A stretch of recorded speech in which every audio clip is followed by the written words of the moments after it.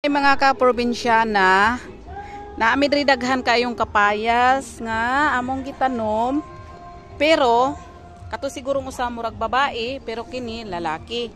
Unya ni adto based sa akong experiment sa akong mama nga pag lalaki gali putlon dyan, putulin dito para mahimong babae siya mamunga. I-try nato ug dili gay tusukon, try nato. Sigihan putula. Putulon karon ni Hani. Yeah. Putulon nga ni Hani. Ito, lalaki ito. Lalaki.